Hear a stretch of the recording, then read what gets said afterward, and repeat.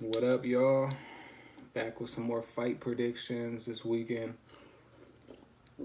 Super excited about this fight card. John Jones versus Thiago Santos. Let's get down to business. All right, early prelims. Julia Avila versus Pani Kianzad. This is a late fight notice. I'm not even sure why they're adding this to the fucking fight card, but they're both making their debuts. I don't know shit about either of them. So yeah, I'm not gonna make a prediction on this fight. Once it gets to the weigh-ins on Friday, I'll size them up a little bit and see which one looks like they're gonna be the winner, and just go with my gut. But until then, I'm not gonna make any prediction on that one. All right. Second fight in the early prelims is Ismail Nardi versus Chance Rencontre. I like Ismail on this one. He definitely impressed me in his last performance versus Michel Prazeres. Michel Prazeres is a fucking beast too. That dude's he's a fucking tank. Yeah, I picked Michel Prazeres on that one too on DraftKings. I wish I would have rolled with Ishmael. He was the super underdog. I think he was like 6,900 points or 7,000 points, some crazy shit like that. But yeah, he got the job done. His karate style and his overall performance was great. He stuffed takedowns. I think Michel Prazeres only got one takedown or two takedowns on him, and he sprung right back up like nothing. And usually Michel Prazeres can keep people down on the ground for as long as he wants and just ground and pound you or submit you. But yeah, and Michel Prazeres is a fucking vet.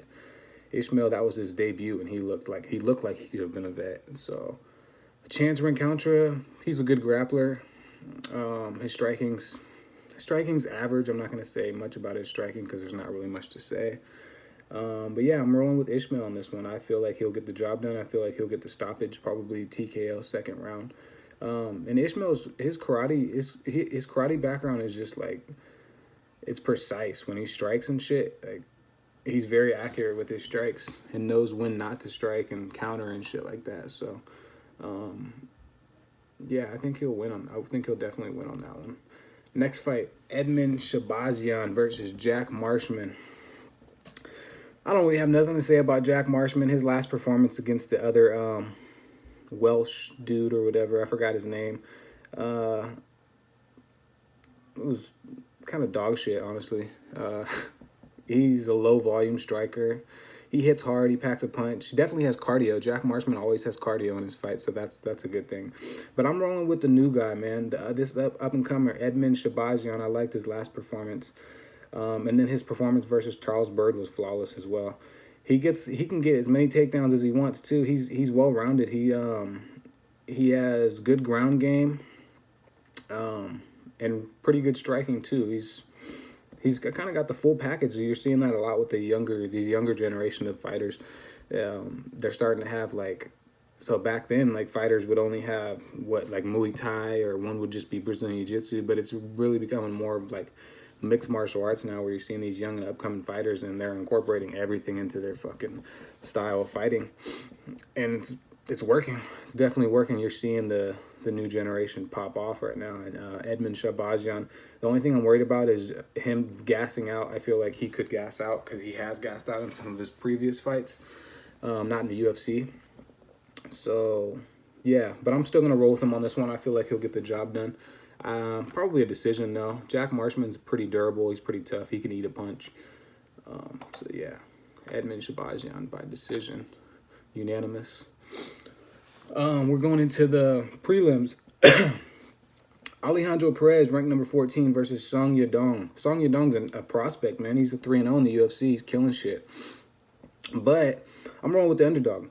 I'm going straight to it. Alejandro Perez is going to get the decision victory on this one. Shit, possibly a TKO stoppage in the third round. I don't see the TKO stoppage. I feel like he'll get more of a decision victory on this one. But Song Yadong has a lot to bring to the table, too. He can take you down. I think he averages 1 or 2 takedowns per fight, which is pretty good. And he hits hard, too. He's got pretty decent striking. He's well with his range. But Alejandro Perez, man, he's durable. He's tough. He's got cardio. Well-rounded. He's a veteran. You can keep going on about this guy. his last performance against Cody Stamann wasn't bad at all either. So yeah, I'm rolling with Alejandro Perez. He gets the victory in this one. I would say probably decision, probably split decision. It'll be a close fight. That'll be a close fight. But Alejandro Perez is definitely a good underdog bet if you want to get a good underdog pick. Next fight, Claudia Gadelha, ranked number 6, versus Randa Marcos, ranked number 14. Claudia Gadelha was, I don't know if it was more hype or what, but she was really good when she first got into the UFC. She was killing shit. She was getting wins left and right, but she went on the downfall a little bit. I feel like a lot of people started knowing what her game plan was, and everybody knows her game plan. She's a grappler. She's gonna try and take you down, and either submit you or ground and pound you. Randa Marcos is somewhat the same. She's a grappler, another grappler there. So it's grappler versus grappler. So basically, whoever's gonna have the better grappling that night's gonna win, or whoever has the better striking. Which I feel like Randa Marcos has better striking than Claudia Gadelha, in my own opinion. Gadelha's striking is all right. She tends to gas out, though. Gadelha usually gasses out around the end of the second, end of the third round. Randa Marcos has a better gas tank for sure than Claudia Gadelha. It might just be because her body type, she has more muscle mass on her. I'm not really sure. But I do feel like Claudia Gadelha, fuck, dude. I feel like she'll edge the victory by a split decision. But Randa Marcos, she's just a good underdog pick, especially on DraftKings. She's like a 7,400 pick. So I'm going to actually roll with Randa Marcos on this one. I usually don't pick her. She had a good performance versus Angela Hill. It was fast. I honestly thought Angela Hill was going to beat her and be able to defend the takedowns and just have better striking overall in general. But she didn't. She ended up getting submitted super quick. Should have just went with my gut instinct. My first instinct was to pick Randa Marcos, but I didn't pick her. But yeah, enough about that fight. Randa Marcos by split decision. Sean O'Malley versus okay, that fight's not happening. Gilbert Melendez versus Arnold Allen. Man, Gilbert Melendez is old. He's 1-5 in the UFC. All of his losses, I think, are by decision. I want to say his win is by decision too. So I mean, it's not really much to say about Gilbert. We don't really know what he's gonna bring to the table for this fight. We know that he's got good wrestling. His hands are all right. Arnold Allen, I feel like he's gonna be the bigger fighter. And he's got better striking and better wrestling, I feel like, than Gilbert Melendez. Maybe not better wrestling, but Arnold Allen he's another one of those young fighters that's just really well rounded. I don't know if he has a chin. He hasn't really got tagged too much in his fights. But I don't think Gilbert Melendez is going to be the one to beat him. Arnold Allen is 5-0 in the UFC, I want to say. Maybe I think he's 5-0, 6-0, 5-0, one of those. But yeah, Arnold Allen's the only thing I don't like about Arnold Allen is he doesn't know when to fucking put the pedal to the metal, man. He doesn't, like, he'll have somebody hurt and he just won't jump on it. He will not jump on it. His last fight, it was weird because each round he started throwing a bunch of strikes in the last 10 seconds, of course. He heard that 10-second marker and he started throwing as many strikes as he could. And I'm like, dude, the dude's already hurt. Like, you could have already fucking got him out of there if you would have started 30 seconds ago. But it's like, I don't know. His fight IQ doesn't seem like it's that high. But then he's a young fighter. He's got a lot of room to improve. I still feel like he'll get the job done. Gilbert Melendez is old. Not going to say he's washed up, but I just don't think he should be fighting in the UFC anymore. Yeah, enough about that fight. Arnold Allen by third round TKO, possibly. Maybe probably a unanimous decision, though. It's probably going to be a unanimous decision. Okay, we're going on to the main card. Diego the Nightmare Sanchez versus Michael Maverick Chiesa. Man, I got to roll Diego Sanchez.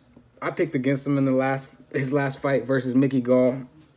I regret that so much. Mickey Gall was one of my for sure picks. Everybody always has, all these people making their predictions always have a few for sure picks, and Mickey Gall was one of them. Yeah, I didn't realize Mickey Gall was that garbage. I didn't realize he was that garbage. No fucking cardio, dude. You would expect to be, okay, you're a UFC caliber fighter. You're going to have some type of cardio. But he gassed out within 3 minutes of the first round. I don't know what the fuck happened. Maybe he didn't take the fight seriously because Diego Sanchez is old. Season 1 fucking vet. But that motherfucker, he'll come to bang. He's got good wrestling. His stand-up's pretty good. And he's not afraid to fucking bring it to you. That's what I like about Diego Sanchez. Most people, they'll try to stick so much to their game plan, and they're like afraid to get hit. The one thing I don't like though is Diego Sanchez has a glass jaw. But Michael Chiesa is not going to be the one to knock him out, so I'm not worried about the glass jaw in this situation or this fight. He's a super underdog in this too. I think he's like 7,000 pick, 7,100 pick on DraftKings. He's definitely a good underdog pick because he's going to bring it to Michael Chiesa. Chiesa's not the one that brings it to people. And if he does, he's going to go straight for a takedown. Diego Sanchez has never been submitted in the UFC in his career. I don't even know if he's been submitted in his career. The only way Chiesa could probably finish Diego Sanchez, I just don't see him submitting Diego. I don't see it happening. I feel like he could probably he's not submitting Diego, man. I just don't see it. And Chiesa doesn't have punching power, so I don't see him knocking Diego out either. Diego's going to win. TKO, third round. And I feel like Diego Sanchez has a better gas tank than Michael Chiesa. Maybe I'm just biased. I'm not a fan of Michael Chiesa's fighting style. He's kind of a boring fighter. He's another Damian Maia. These kind of fighters don't get promoted much just because they're boring. Nobody wants to watch you fucking hug somebody all the whole time. They're going for submissions, but are you getting the submissions? So, I mean, Diego Sanchez wins that shit. I hope he wins that shit because Chiesa's garbage. Next fight. Jan Blachowicz versus Luke Rockhold. Ranked number 6 versus ranked number 3. Light heavyweight. Yeah, Luke Rockhold went to light heavyweight. He wasn't having a good showcase in middleweight anymore, and I think the weight cut was getting to him as he's getting older. This is going to be an interesting fight. This really could go either way. I am going to be picking Luke Rockhold in this one. I feel like he has a lot to fucking prove to people. Not just to people, but he has a lot to prove to himself. He hasn't been the same fighter since he got knocked out by Bisping. I don't know if he didn't take that fight seriously or what the fuck the deal was. His modeling or something got in the way. I don't know what was going on during that sequence. But Jan Blachowicz is well-rounded. He doesn't have the best chin. He did get knocked out, I think it was by Volkan and a few other people as well. Jan's got really good submission and ground game. Luke Rockhold's well-rounded. He's got everything, honestly. Only thing he doesn't have is a chin. And maybe he does have a chin, and these dudes are just fucking hitting him just the perfect spot, and they're hitting him hard. Maybe he does have a chin. I don't know. But it seems like in his fights that he just doesn't have a chin. Yoel Romero fucked him up, too. So, I mean, I'm going to roll with Luke Rockhold, though, man. I feel like he could get the job done. I really feel like he could get a TKO or a unanimous decision win in this fight. So, Luke Rockhold wins. Next fight, welterweight bout, Jorge Masvidal, Gamebred versus Ben Funky Askren. Ranked 4 versus ranked 5. This is going to be a fucking good fight. I like Jorge Masvidal a lot. I've been a fan of him for a while. Before all the hype, man, before all the Leon Edwards bullshit, I've been a fan of Jorge Masvidal. Me and my pops have been a fan of Jorge Masvidal for a long time. I like Ben Askren too. I didn't know much about him until he got to the UFC, honestly. Actually, no, I take that back. I watched a few of his fights before he was in the UFC, but I didn't know anything about his wrestling or his college wrestling career. Ben Askren's tough, man. We seen it in the Robbie Lawler fight. That motherfucker can take a punch, dude. I thought they were gonna stop the fight. I picked Ben Askren to win, but I thought he was done. I thought he was honestly done. But I mean, he's got good cardio too. This motherfucker can last for days. He's got a fucking Ben Askren, man. He's got a dad bod, but it just works for him. Like, he doesn't have to have a fucking 12-pack to beat your ass.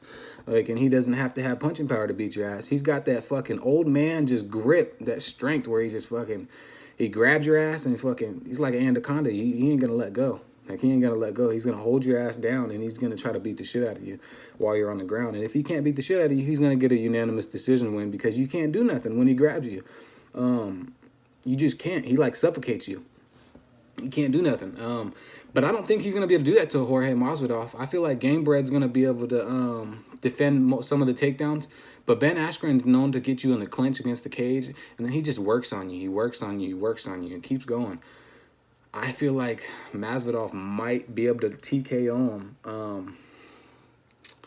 Fuck, man. I don't know, though, man. If Robbie Lawler couldn't put him away, and I feel like Robbie Lawler might hit a little bit harder than Masvidal. But I don't know, man. Masvidal's striking is just really good, dude. His shit is precise. His footwork is good, too. He's got the whole package. Masvidal's got an underrated ground game, too. Like, he's really got the whole package. And he's not undersized in this fight, either. They're both about the same size. Ben Askren just got a little bit more meat to him. I'm going to roll with Masvidal on this one. This really could go either way. It's probably going to go to decision, or Masvidal's going to get a TKO in the third round, second or third round. It takes Masvidal a little while to warm up.